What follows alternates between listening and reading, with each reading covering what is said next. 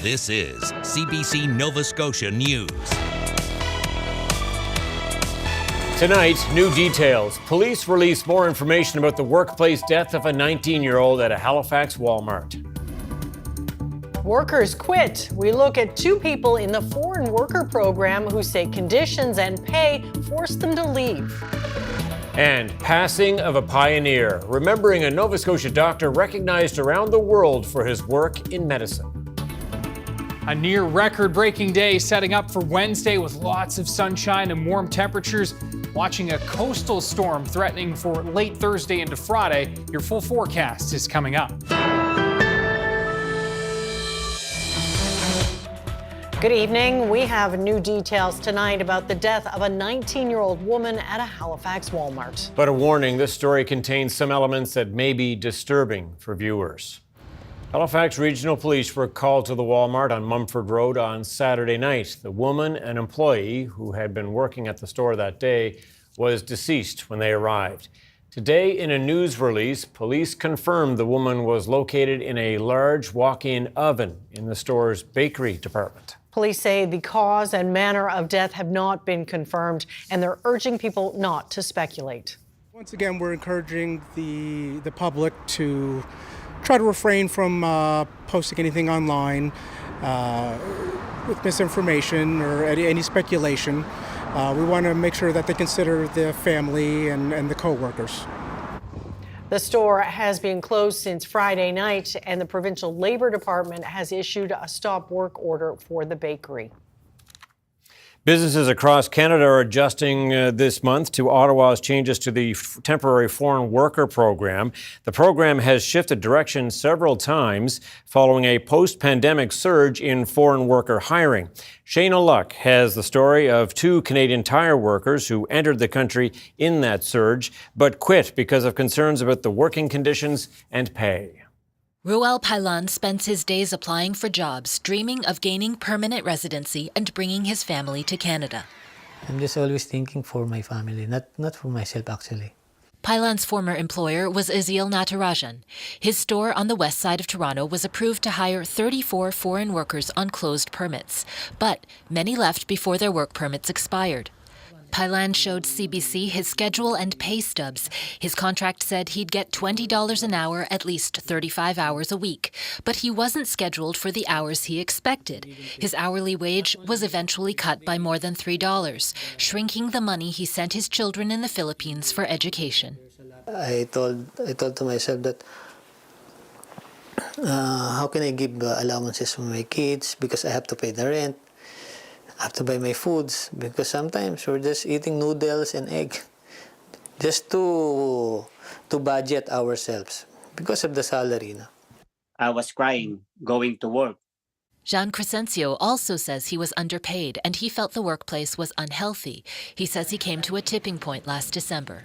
He was shouting at me that if I don't want to work with him and if I act like that, he will terminate me. Both men say they quit, a decision made more difficult, Crescencio says, because of their closed work permits. These permits tie employees to a single employer. Quitting could mean the end of an employee's Canadian immigration dream. Work permit it's like a cage. Azil Natarajan told CBC he vehemently denies all the allegations against him. Canadian Tire Corporation said in an email it's deeply concerned and investigating the details and validity of the allegations. It also said all stores make independent hiring decisions. The province of Ontario has an open investigation into the store. The federal government wouldn't confirm whether it does too. More workers are applying to the federal government to try to break their closed permits. In the last 5 years, the number of open permits granted because of abuse has gone up dramatically. In August, the immigration minister told reporters that abuse needs to end. Any person in Canada, regardless of who they employ, need to treat people with dignity and respect according to law. Jean Crescencio was able to transition to an open work permit, something he wishes all temporary workers could experience. Roel Pailan wishes the same. He and 8 others who quit were not approved for open permits. Any employer willing to have him will face more paperwork because of his closed work permit. The federal government concluded he didn't provide the necessary evidence of abuse to open his permit. But he says he still loves Canada. But as of now, my status, I'm still struggling. Shayna Luck, CBC News, Wolfville, Nova Scotia.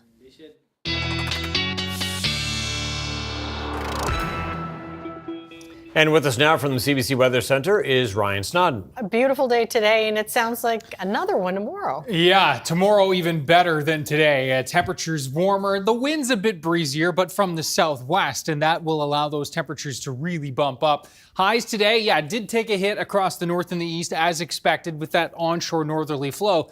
We did get to 18 in Halifax and did get some 20s on the board down in the southwest of the province. So it was terrific. High pressure moving to the east. That opens the door and allows that southerly wind to start moving in overnight. In fact, temperatures likely bumping up a few degrees by the time we hit the pavement tomorrow morning. We will see some fog patches early, but then a mostly sunny day in store and a terrific one shaping up across the province. We're going to be seeing temperatures ranging around 16, 17 degrees for Cape Breton, the mainland 18 to 20, even 22, 23 possible in the valley. Likely some daily records broken.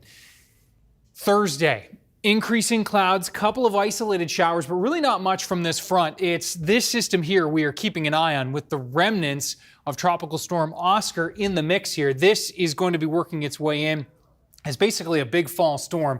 And boy, the devil's in the details here. Heavy rain just offshore, though. Some of those outer rain bands likely impacting Cape Breton and the eastern mainland. We'll talk about that with your full forecast coming up in a few minutes. All right. Thanks very much, Ryan. Thank you, Ryan. Thank you. Well, a new report says Nova Scotia doesn't provide effective cybersecurity for its digital health networks, putting the system at risk. As Nicholas Sagan reports, the province's Auditor General has released her latest findings, calling them concerning. Auditor General Kim Adair says Nova Scotians' health data could be at risk, and they should be paying attention. Given the results of our report and our overall conclusion that the effectiveness of the cybersecurity system is not there, that there's reason to be concerned. With Nova Scotia's push to digital health networks, Adair says there's a disconnect between the three government entities in charge of people's private health information. The Department of Health and Wellness, Cybersecurity and Digital Solutions, and Nova Scotia Health all handle this. But Adair's audit reveals a lack of accountability and what she calls a pervasive tolerance for accepting cybersecurity risk. The system is massive. When you think of all of the participants that are connected to the digital health network, whether it's the departments, paramedics, pharmacies, doctors' offices, new systems are being added each and every day. So it was a big area where we thought we should focus on. Adair says Ontario and Newfoundland and Labrador have recently faced cyber attacks that stole sensitive information, disrupted patient care, and disabled networks. As part of her audit, she hired independent cybersecurity experts to point out the cracks in Nova Scotia's system. She then issued 20 recommendations, and the province has accepted 19. No one from the departments mentioned in the report would do an interview, but a spokesperson says they've already begun acting on many of the recommendations and will continue to work on the rest. Nicholas Sagan, CBC News, Halifax. Northside Westmount MLA Fred Tilley has crossed the floor, leaving the Liberal caucus to join the Progressive Conservatives. He made the announcement today in Halifax with Premier Tim Houston, confirming he will run in the next election for the Tories. Tilley says he's been talking with the Premier over the last few weeks about changing sides. He says his decision was based on what he thought was best for his constituents and a growing difficulty he found in criticizing the government. Look, I've made it clear that that's where I think I can make my best impact on the community and on the province and on Cape Breton as a whole. The Premier didn't make any promises to me with regards to Cabinet, but I intend to work hard and someday get there. Liberal leader Zach Churchill says he felt betrayed by Tilley's move and had no heads up it was coming. With an election expected to be called as soon as this weekend, Churchill says the defection puts his party in a difficult position. Traffic will likely be worse for anyone commuting in and out of downtown Halifax for the next week. The municipality is warning people to plan ahead as work on the Cogswell District project enters a new phase. Josh Hoffman has more. If you're driving into downtown Halifax during the next week, you might want to give yourself more time. Until at least October 28th, a stretch of Barrington Street just north of downtown will be reduced to one lane in each direction. It's the first time the municipality has had to affect traffic so significantly as part of the Cogswell District project. We've tried really hard to maintain 2 lanes in each direction as much as possible while this work is going on, especially in the peak hours. This is one of our first really kind of squeezes where we have to minimize that down. Wilkinson says the lane reduction is to allow crews to build a leg of a roundabout that will be open by the end of October or early November. Then crews will focus on other stretches of Barrington Street before it could mostly reopen by mid-December. So what you'll see after all of these rolling phases with incremental lane drops as we make those connection points, you'll see Barrington Street from Nora Bernard, again through the roundabout, all the way to Duke Street will reopen mid-December, as well as Cogswell Street from Brunswick Street all the way down to Upper Water Street will open as well. And that means we can bring transit back to their main space in front of Scotia Square. The Cogswell District has been under construction for 3 years now, and it is causing headaches for some commuters. I'm either between 10 to 15 minutes late almost every day now because of the traffic trying to get through. Fall works in the district and says her bus ride from North End Halifax to her job used to take 10 minutes, and now it's 30 minutes. You're also getting late buses. Buses are more packed now because more people miss their first bus and have to take the same bus you're going for. So it's disrupting a lot of people, and a lot of people I think are probably getting frustrated as much as I am. Wilkinson says the municipality knows the construction has been disruptive and hopes commuters can be patient as they finish this major work. The Cogswell District project is on track to be done by December 2025. Josh Hoffman, CBC News, Halifax. A Cape Breton doctor who has been recognized around the world for his pioneering work in emergency medicine has died. Ryan Stewart died of cancer in hospital in Halifax. He was 82 years old. As Jean Laroche reports, many Nova Scotians would remember him for his brief political career, but he made a bigger impact much further afield. And we can change this. This is likely the way many Nova Scotians remember Ron Stewart as a health minister under siege over his health reforms in the 1990s. No, I don't. Politics were not his strong suit, something he readily admitted. I spoke my mind too much, and I didn't have the skill which is required of a person in politics who wants to get things done. I just wanted to get these things done and as quickly as I could because I knew I was not long in the job. Internationally, he was a superstar in ways we didn't understand here. Jim Meek helped Stewart write his memoir. He says as a young doctor, Stewart literally wrote the book on the care paramedics should provide. Handwriting a manual for pre-hospital care and illustrating it with his own stickmen, that manual became, it was gold. It was mimeographed, and people around the world used it. Ron is widely regarded as the grandfather of paramedicine in the world. This friend and colleague says Stewart used his expertise to modernize Nova Scotia's ambulance system, run mostly by funeral homes, before he came along. When Nova Scotians had an emergency and they called 911, there was no guarantee what would show up, at their door or at the scene of a crash on the highway. It is my honor today that the person we are celebrating is a true Renaissance man and a remarkable human being. For his work in Nova Scotia and internationally, Stewart was recently named to the top rank of the Order of Canada, one of only 6 Nova Scotians to earn that distinction. His legacy, according to his co-author, are those he influenced, mentored, or taught during his more than 50-year medical career. Physicians he sometimes feared were schooled in arrogance, and he wanted them schooled in humanities, which is why he took on part of that role at Dalhousie later in his life. During his final days, many of Ron Stewart's friends and colleagues made time to be at his hospital bedside. Jean Laroche, CBC News, Halifax.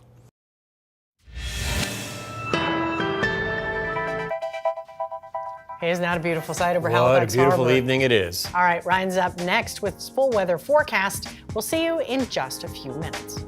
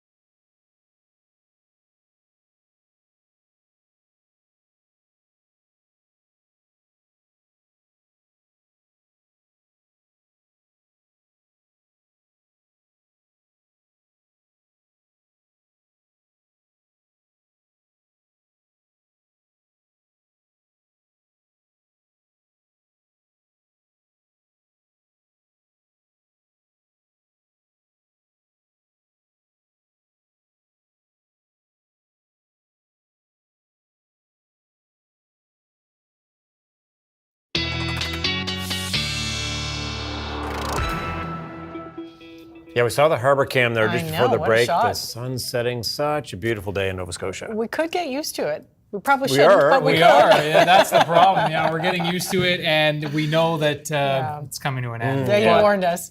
But you know what? Even next week looks like we'll see temperatures bumping back. Okay, And so there's hope. when you look Okay. at that 7-day forecast, don't get too shocked because it does look pretty chilly Sunday into Monday. Let's have another look at that sunset out there right now. And yes, beautiful Somerville. This is the Quarter Deck Resort, and you can see, yeah, it's just a terrific evening out there right now.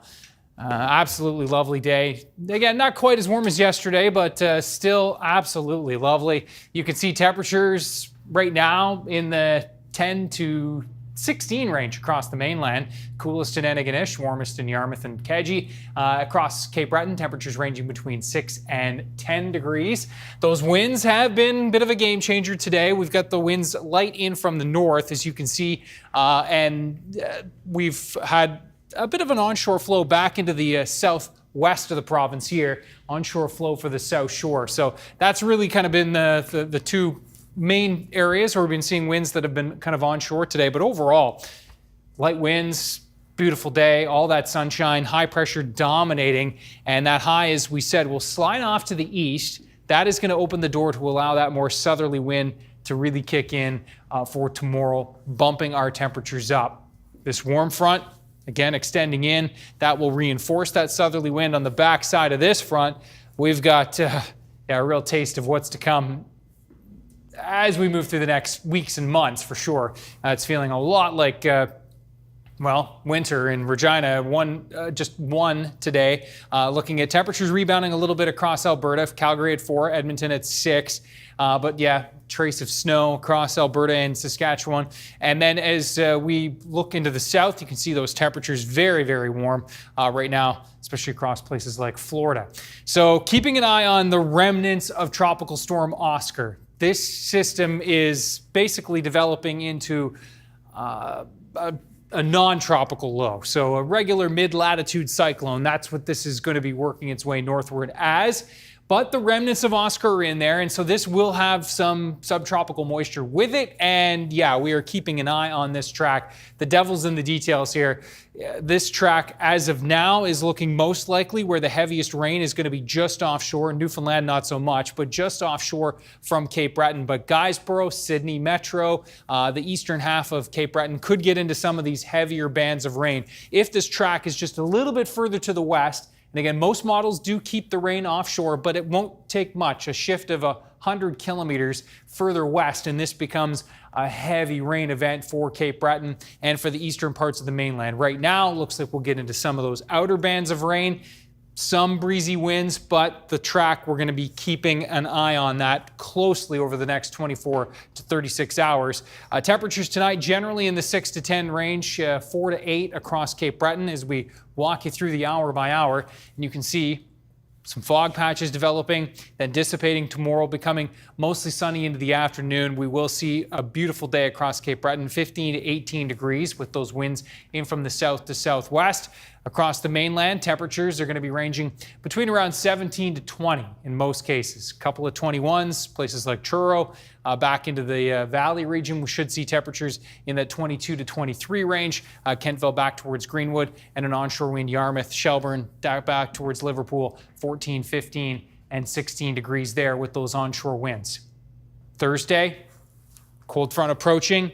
Temperatures still warm ahead of the front, and then we will be dropping temperatures Thursday night. And again, that wet weather starting to creep into Cape Breton. And again, keeping an eye on that track near Sable. West to Sable means we're going to be in the mix for some heavier rain. But yeah, looking like it's going to be near and just to the east of Sable, which means some wet weather, some breezy winds, but nothing to be too concerned about. But again, keeping an eye on it. Temperatures really cooling off on the other side of this system. Saturday, pretty quiet. Better chance for showers, especially in the east on Sunday, with a few flurries possible over the highlands of Cape Breton. Okay. Okay, we'll take it, Ryan. Thanks so much.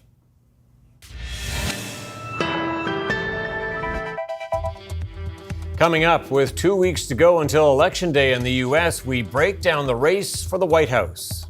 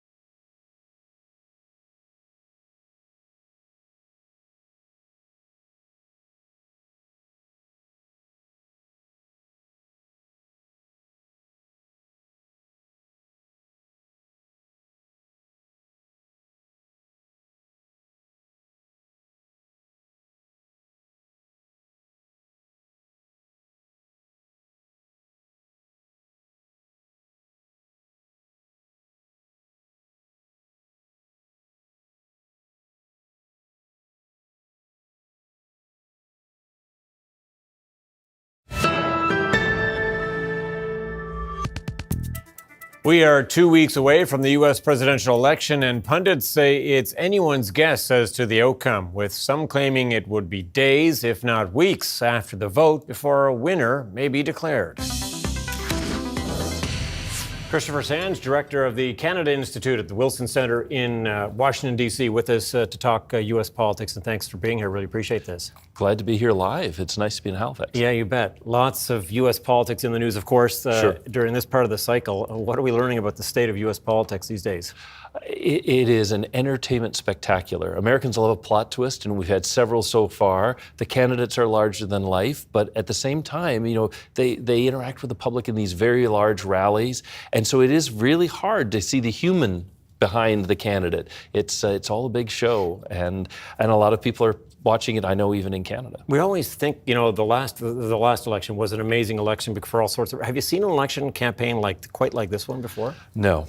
I mean, we've had, I think, 3 assassination attempts on Donald Trump. We had a switcheroo on the Democratic candidate quite late in the game, really just setting up the Democratic convention. We've had polls that have told us all the way along they were neck and neck, little incremental inches, and so everyone, because it looks so tight, are looking at the Electoral College. They're looking at all the ways you can game this campaign. I don't know if we've ever had so much data and so many people really trying to crunch the numbers to understand what's going to happen next, and we won't really know until the voters weigh in. And so what does that tell you about the state of politics in the U.S. right now in terms of how entrenched some people are?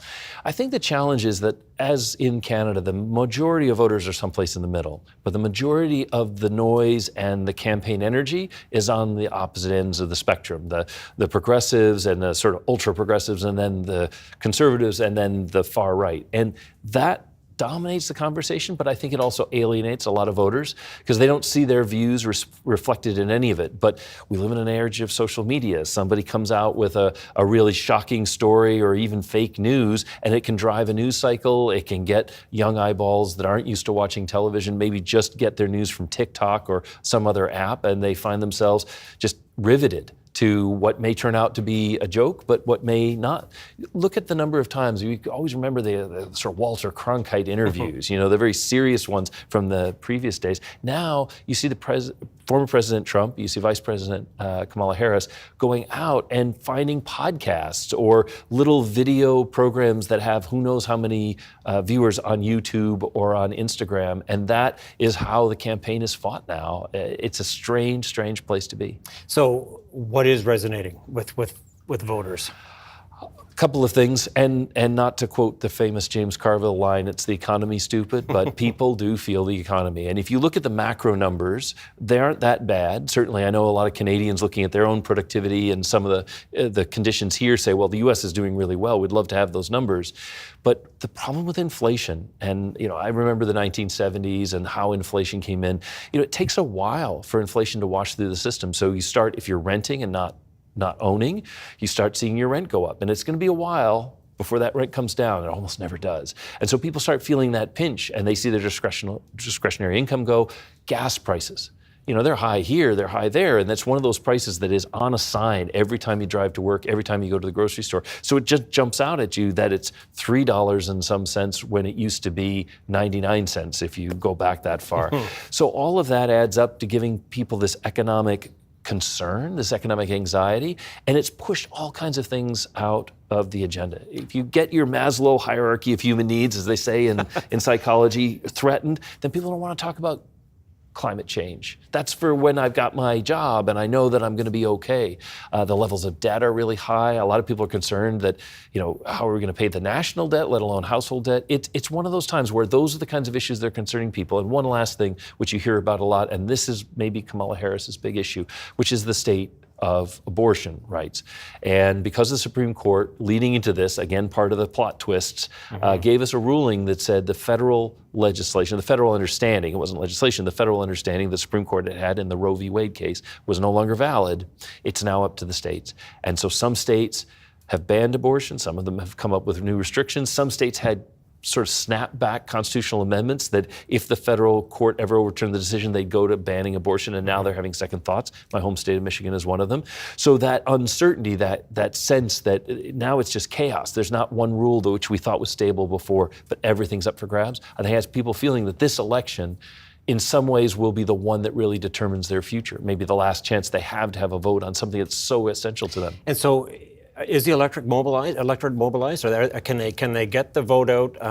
How do you get the vote out? I mean, you've seen that, and you see that here in Canada, where there are these wonderful organized efforts to get people to the polls. In the U.S., it seems like so much energy is put into keeping people away from voting, discouraging them, making them feel your candidate's not going anywhere, your area is a given, you're not going to matter. You see it in the way the coverage says there are 5 or 6 swing states, and that's where the election will be decided. So if you're in California or you're in Texas, who cares what you think? Because your votes are going to be a lock no matter what, and your vote will make a difference. That kind of negativity, I think, is making people feel even more anxious. Unless you're in one of the big states, in which case you're bombarded by TV ads and radio ads and all sorts of things. If you're in one of the other states, it's like it doesn't matter. And I think that creates added anxiety and almost a feeling that why should I bother? And if voter turnout isn't high, that's not going to lead to an outcome that most people would recognize as having been truly democratic. given this age where the voter turnouts tend to be lower in a lot of elections around the world, how do you make that happen? How do you get those people out to the polls? All right, so I can only say this as having taught grad students. I told them after the last election, the number one problem, millennials and Generation Z or Z up here are the bulk of the electorate. And they don't have the habit of voting that older generations do. You've got to vote. Even if you vote for, it doesn't really matter, but you have to vote. And I students say, I don't know what to do with the national debt. I said, well, if you elect your grandpa and you give him the credit card, he's not worried about the payments. He's not going to be around. And that's the problem. We've had candidates who young people don't look, whether it's Joe Biden or Donald Trump, to be fair, don't look at those individuals and say, that's someone I can relate to who understands the issues of today. They see a rehash, a rerun of politics that don't mean much to them. In a tight election, it's what unites us that's going to get passed. And that's why there's so much talk about national security, because we're a country that worries about national security. But it's the middle that ultimately, I think, will come out ahead if we are truly polarized. Too tight to call? I think it's too tight to call now. A lot can happen in the last few days. Plus, we don't know. So many states changed their rules or allowed for extended advanced balloting. There's some people who've already decided, and even if they change their mind, they can't go back. So in that environment, who knows what we're going to get? And I will also predict that on election day, we'll go to bed, and it'll be weeks before we know really who won. Deja vu. I know. Nice Sorry talking about to you. that. Thank Nice you talking very to much. To another election now, political history was made last night in New Brunswick. For the first time, the province will have a female premier. Susan Holt led the Liberal Party to a majority victory, ending 6 years of progressive Conservative rule. I want to thank every voter, every person who came out and exercised their right to vote and participate to keep our democracy strong. Thank you to everyone who voted. And a special thank you to everyone who voted for Team Holt and our amazing candidates that we elected tonight. The Liberal Party won 31 of the province's 49 seats. The outgoing Premier, Blaine Higgs, offered his congratulations to Holt in his concession speech. Higgs lost his own seat by a margin of 193 votes. Higgs did not announce his resignation last night.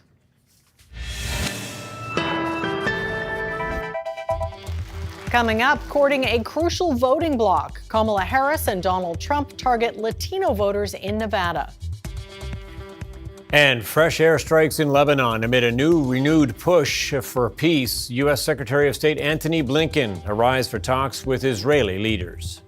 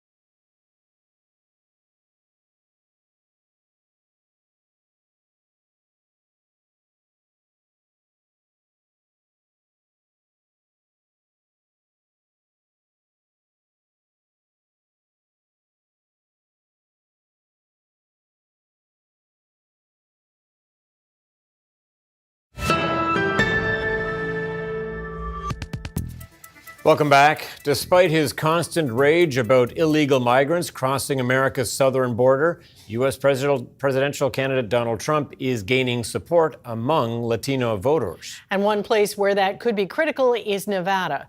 Richard Madden takes a look at the presidential race in the hotly contested swing state.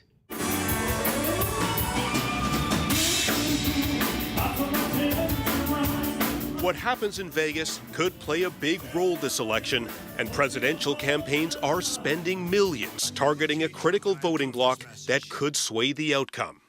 Trump bajó nuestros impuestos. As your president, I'll work for you.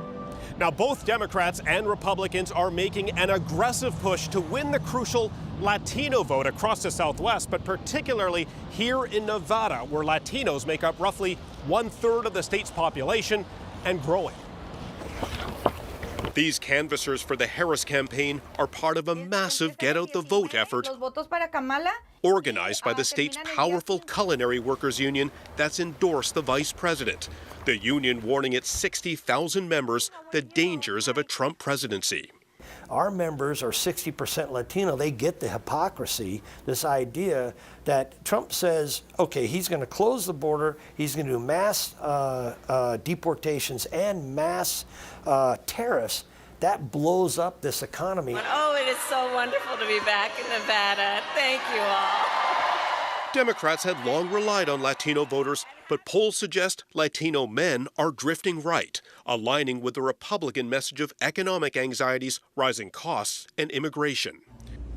So I need you to please make America great again.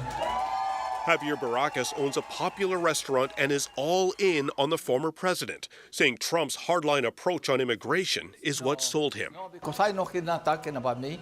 I know he's talking about people that come and do bad things.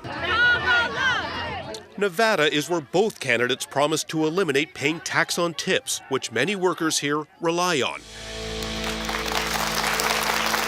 And it's also where Harris made her pitch directly to Latino voters on Spanish-language network Univision. After the show, we spoke to some audience members whose reactions were mixed. But does she win your vote? Honestly, I think she did. I think she won my vote. There's a couple of things I wish she was a little bit more articulate or just more descriptive of. Today, I'm still undecided. I don't know which way to go. Nevada's 6 electoral votes may not be a political jackpot, but it's expected to be one of the deciding states that will determine the winner. Richard Madden, CBC News, Las Vegas.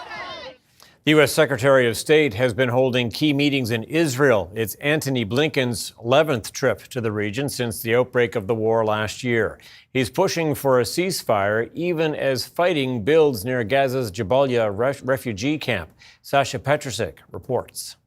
This is the area where there's been so much fighting over the past couple of weeks. It's been revived, it's been intensifying as Israel says it's trying to root out Hamas fighters who are hiding in control centers and also in tunnels underneath this refugee camp and underneath the hospitals there. But the people who are there, the hospital workers, eyewitnesses, and NGO workers are saying that Israel has sealed off the area, not allowing aid, food aid, medical aid to get in, not allowing people to get out without being shot at, and not allowing them to retrieve bodies of those who have been killed. Israel denies that and says that it has been letting thousands of people out and letting aid in. Now, this fighting is continuing even as the United States increases pressure on Israel to try to come up with some sort of a ceasefire, some sort of a plan to stop the fighting, even if it's temporarily. U.S. Secretary of State Antony Blinken arrived here today to meet with Israeli Prime Minister Benjamin Netanyahu and other officials, including the defense minister, to try to convince them that there should be a ceasefire. Basically, step back, allow a ceasefire so that hostages, about 100 Israelis who are still being held here in Gaza, can come home. But it doesn't seem at the moment like either of the sides, Hamas here, Hezbollah, the militia in Lebanon, or Israel, are making signs that a peace deal is imminent or that they're about to fundamentally change their positions. So for now, the fighting continues. In fact, it intensifies with Israeli strikes in Beirut and in Lebanon, and with rockets coming from Hezbollah into central Israel today, and with the fighting here in Gaza. Sasha Petrusik, CBC News in Stewart on the Gaza border. Russian leader Vladimir Putin is flexing his diplomatic muscles this week, hosting a summit that includes 36 countries. The president of China is among the 20 heads of state there for the summit that's called BRICS, standing for initial members Brazil, Russia, India, China, and South Africa. The meeting was originally meant to display the Global South's support for Russia. It has since expanded as a showcase to defy Western influence and to prove the failure of U.S. efforts to isolate Russia in its war with Ukraine. Proposed projects include the creation of a new payment system that would allow Moscow to dodge sanctions. South Korea is warning that it could consider supplying weapons to Ukraine. It's in response to unconfirmed reports that North Korea is dispatching troops to Russia for its war in Ukraine, and a fear that Russia may reward North Korea by giving it sophisticated weapons. Jamie Strachan examines the claim that North Korean soldiers are fighting for Moscow. Russia's war on Ukraine, deep into its third year, has been brutal and bloody.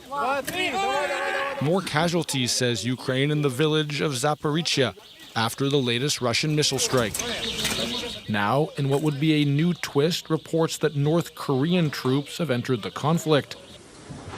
A Ukrainian government agency released this video saying it shows North Korean troops lining up to collect Russian military fatigues, evidence the Ukraine says Russia is using North Koreans on the battlefield.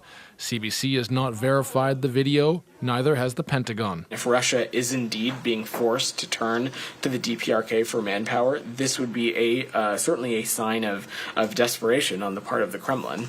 South Korea's spy agency says 1,200 North Korean soldiers are already on the ground in Russia.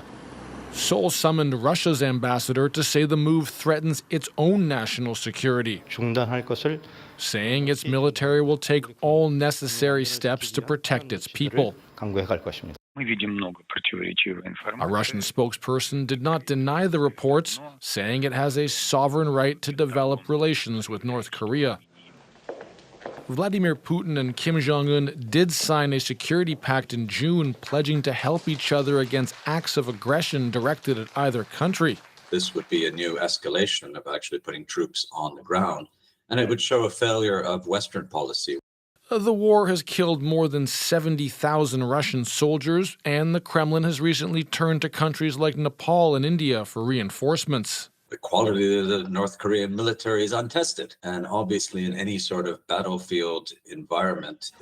Still, if North Korea is actually involved, it could draw more countries in on both sides.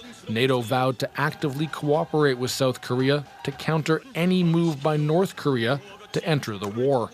Jamie Strachan, CBC News, Toronto. Officials in the U.S. have made arrests and laid charges in connection with an alleged sex trafficking ring operated by the former head of Abercrombie & Fitch. Prosecutors say he preyed on young men who wanted to be models for the fashion giant. Chris Reyes has the details. The former CEO of Abercrombie & Fitch, Michael Jeffries, was arrested in West Palm Beach today. He's facing allegations of sex trafficking and interstate prostitution. Also charged in the indictment, Jeffries' romantic partner Matthew Smith and James Jacobson, someone who allegedly acted as a middleman in what law enforcement officials called a massive criminal operation that used force, fraud, and coercion to satisfy the defendant's sexual pleasure. 15 John Does are part of the indictment. U.S. Attorney for the Eastern District of New York said this case should serve as a warning. To anyone who thinks they can exploit and coerce others by using the so-called casting couch system, this case should serve as a warning. Prepare to trade that couch for a bed in federal prison. The indictment goes into graphic detail of the crimes that allegedly took place between 2008 and 2015, when the three defendants would recruit potential male models under the guise of being featured in the company's ads, and then take them to various locations around the world to force them into sex. Smith and Jeffries employed a secret staff to operate these sex events. The staff ensured that the men signed non-disclosure agreements and handed over their personal items, such as their phones, before the start of the events to maintain the secrecy of these events. The defendants caused the men to believe that not complying with requests for certain acts, sex acts, during the events could harm their careers. The investigation is ongoing. Law enforcement officials encourage others to come forward. Jeffries is already facing a civil lawsuit in relation to similar sexual abuse allegations from a former Abercrombie & Fitch model who filed the suit on behalf of himself and 100 other models. Chris Reyes, CBC News, New York. 10 years ago today, a gunman opened fire at the tomb of the unknown soldier in Ottawa and then walked into the House of Commons. Today, people remembered a soldier who died and the day that changed Parliament forever. Matthew Kupfer reports. The National War Memorial is a site of solemn and sacred reflection. For some, it has even more personal meaning. They were here 10 years ago on the morning Corporal Nathan Cirillo was shot. They were the first to help. Martin Magnan still remembers hearing the gunshots. Magnan was part of the group that went toward the sound to help Cirillo. We did first aid. I was under his legs. That was my duty that day, and I held his hand, and we just talked to each other and worked through those precious moments. In the following days, months, and years, the group would be recognized for their bravery, acting in a time when it wasn't known if there could be more than one shooter or if the one they saw could come back. You know, now we're a team. We call ourselves Team Nathan. Margaret Leary keeps a photo of Team Nathan on her desk, along with a clock and bracelet she was given by the Cirillo family. She says their grief is what affected her most. How that's translated is, you know, just live your life with purpose. You know, find meaning, do those things that you can to help others. The former nurse says she decided to retire after the attack and for the better part of the last decade volunteered with Médecins Sans Frontières. She hopes as people reflect on this anniversary, they think about how they can help in their own way. Everybody stepped forward, a group that were all off in different directions, all stepped forward. So that's my hope, is that the next time that someone's down or needs help, that a bystander tries and helps out in any way they can. That's humanity. That's what we should be there for each other. Magnan has faced struggles with his mental health, aftershocks he didn't realize for years after the event. He says cold autumn air brings a rush of memories. Je me sentais perdu pour longtemps. Even then, he would regularly visit the monument that figures so prominently in his life. As he navigates his path to healing, he says it has made him more understanding of others. J'espère que le moment m'a fait une meilleure personne maintenant. Then paramedic chief Anthony DeMonte was at City Hall when he overheard the call come in. He rushed to the scene. When I arrived, there were citizens already attempting to care for Corporal Cirillo. I've often seen Canadians, whenever somebody is in distress, there's always somebody in the crowd that comes and helps. DeMonte says especially on this anniversary, his thoughts turn to the Cirillo family. I find it so tragic, and for both the family and his friends, how difficult that must be. And, you know, 10th anniversary, I mean, every year, I'm sure, and every day they get up, they must remember him. But certainly on the 10th anniversary, they're reflecting on this. Matthew Kupfer, CBC News, Ottawa.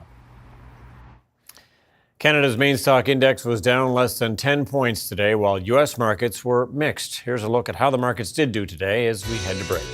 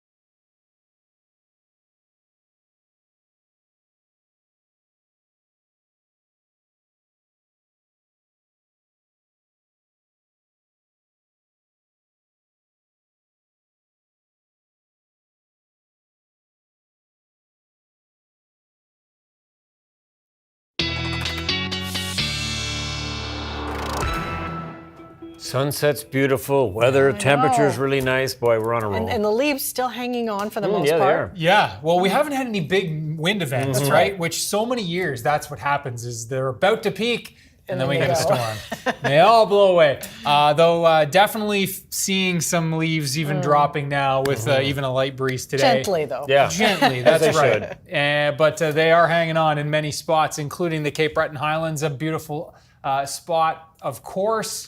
Any time of year, but this time of year. I'm not exactly sure where this was taken by Diane. Oh my. That's a wash of color, isn't it? Yeah. She said they had It looks like a car ad, doesn't it? It really does. Well, speaking of that, she said they had to stop for extra long to soak in the fall colors because the brakes were smoking on this part. Okay, that's okay. Good reason to take a break. That's good. For sure. Thanks to Diane for sharing Ryan's picks at cbc.ca. So many great picks coming in. Love the fall colors right now. So many great sunset shots coming into the inbox because we've had so many great evenings. Tomorrow, another one. Wednesday, we'll be seeing temperatures 18 to 22 for most of the mainland, a little bit cooler in those onshore winds, Cape Breton near 16. Again, for Thursday, clouding up, some showers, especially late day, keeping an eye on this system that's going to be coming in from the south, but that will bring the risk for some heavier rainfall to Cape Breton and eastern mainland Thursday night into Friday, then departing. Much cooler air moving in behind, single-digit highs Sunday into Monday. I see a negative there. I do. Yikes. Yeah, it is fall. For sure. Okay, Ryan, thanks so much for that. Well, a group of students has teamed up with members of an indigenous community to help preserve an endangered turtle in central Peru. That ceremony preceded the release into the wild of 160 yellow-spotted river turtles. More than 500 hatchlings have been born and released since the project Eureka Lovers launched a few years ago. The species had faced a dramatic decline due to the intensive hunting for meat and eggs, as well as natural predators. The project has a 91% hatching success rate. Okay, that's pretty good, isn't it? Love to see that. That is it for us tonight. Thank you so much for watching. We will see you next time. Good night. Take care.